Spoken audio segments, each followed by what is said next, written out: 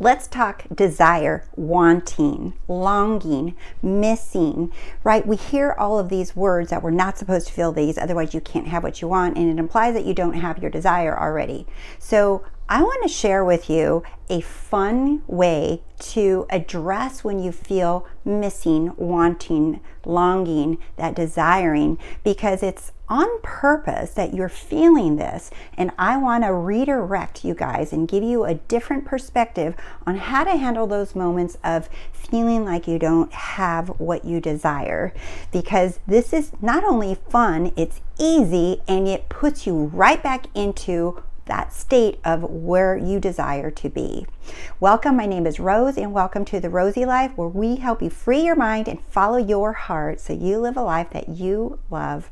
If you're interested in working one-on-one with me, go to TheRoseyLife.com. You can read all the different options there, or you can join the Rosey Life course and community, where we're a group and a family, and we support each other, share success stories, ask questions throughout the week. And I show up live every week for you to ask your questions. All right, so I talked to a couple of my clients this week about this already, and it's something that I personally started doing because I noticed that when you make an assumption and you desire, you know that creation is finished, you know that desires are divine, they're not just to mess with you, okay? But here's what I noticed that most people do. They have a desire, they have decided that they want XYZ, okay? And then they assume it, affirm it, script it, imagine it, whatever, okay? And then before you know it, something in the 3D triggers you, right? And then you say it's a trigger, but it's just you. I wrote in a comment in responding to someone, they were talking about their triggers, and I said, well, what are triggers? I said, it's just you jumping in front of the mirror and saying, boo, right? You're just scaring yourself because it's just you. Triggers aren't even real. They're just thoughts and feelings or something that you see, and then you think it's real and that you're not going to get what you want. So, but going back to the feeling of desire, you hear a lot that you shouldn't desire it, you have to get out of wanting, or otherwise you won't have it. All more rules. Let's talk desire. Let's skip the rules and and instead of trying to avoid our desire, instead invite the desire. And that is what I want to talk to you about today. All right, so first of all, I wrote down this quote because I've already shared this with several clients this week and in our one-on-one sessions, and I absolutely love this Neville quote. And it says, what you desire, you already have, and you seek it only because you have already found it.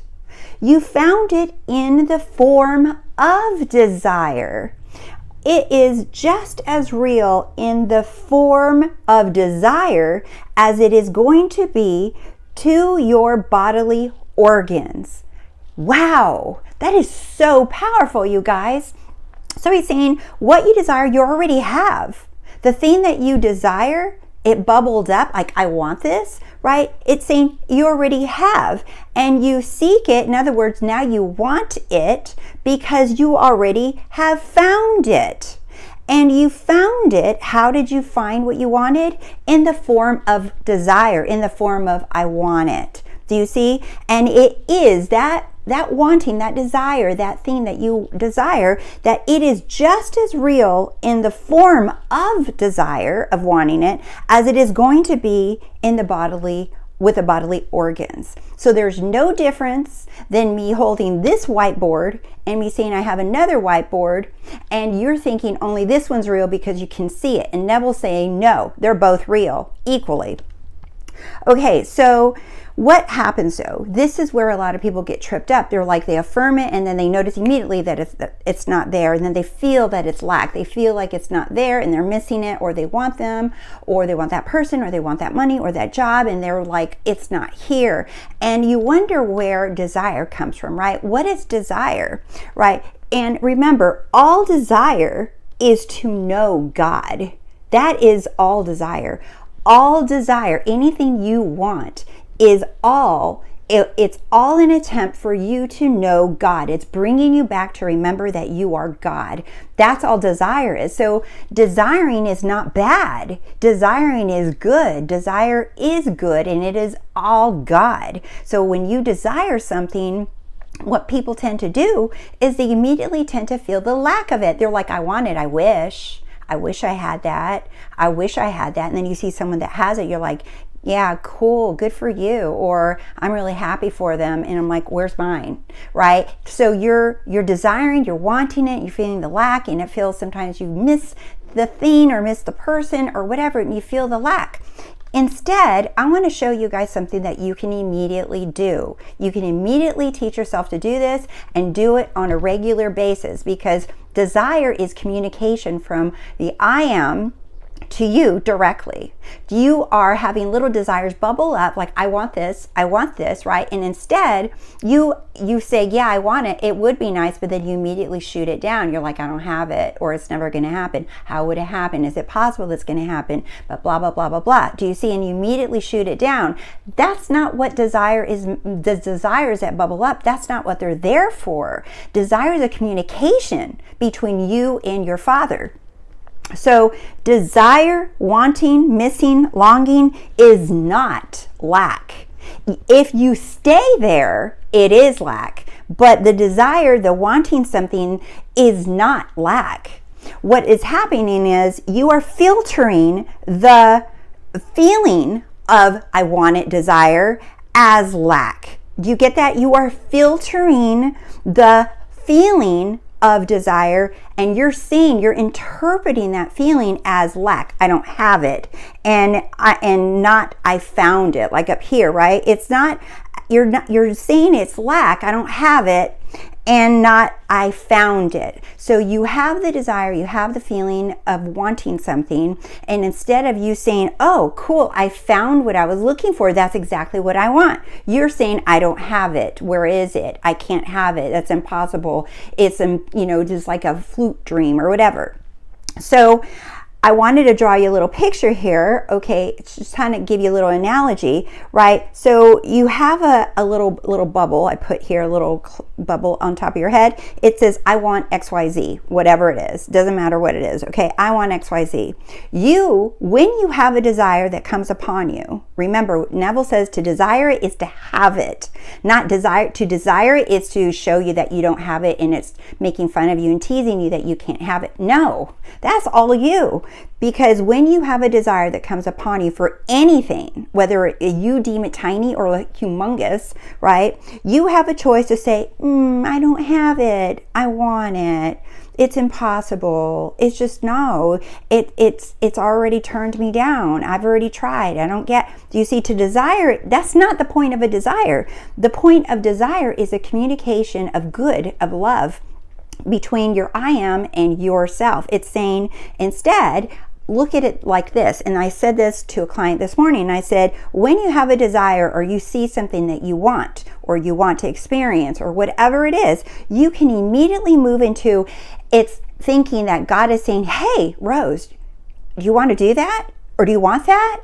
And now, instead of saying, yeah, but I don't have it, no, now it's yes, hell yes, thank you. You immediately shift into yes, thank you, I am that. So you not only said yes to your higher self, you say yes, that is 100% yes, I indeed would like that, I want that. And then you say thank you, that's you're saying I receive it.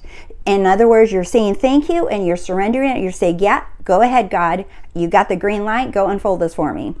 Right? So you're saying, yes, thank you. And then you claim it. I am that. I am that. And you can do this immediately. Like, let's say you're walking down in front of storefronts and you see a really cool purse or some really cool shoes or whatever. And you're just like, damn, I wish I could have that. Or whatever it is. This is just an example. Plop in whatever you're manifesting, $1 billion, a person, whatever, okay? You're walking by the storefront and you're like, I want that, right? And instead of saying, I don't have it, say, oh, you're asking me if I want it, higher self. Yes, thank you. I receive it. I am that. And that's all you do. You say, yes. When you get something, a want, a desire, a feeling, you say, yes, thank you.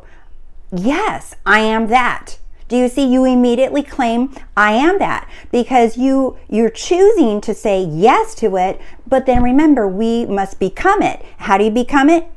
By declaring, I am that.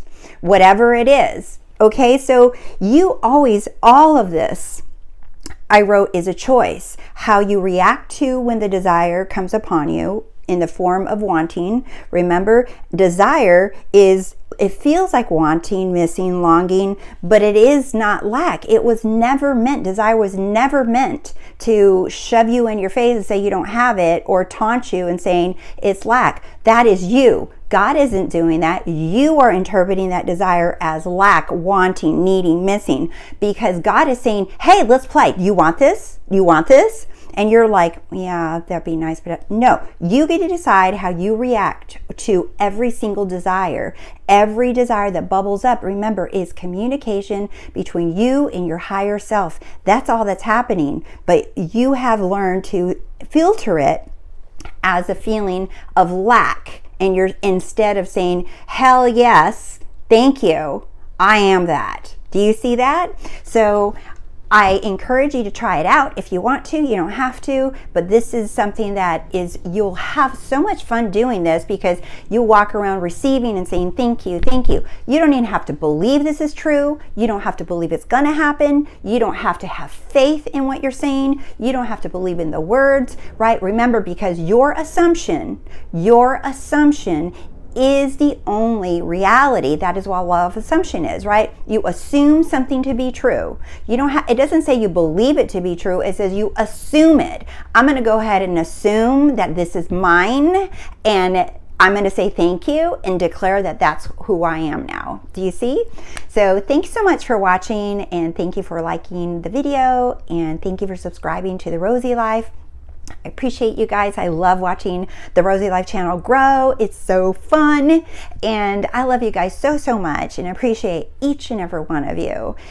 You're all so freaking amazing, and I really mean that. I'll see you soon. Bye.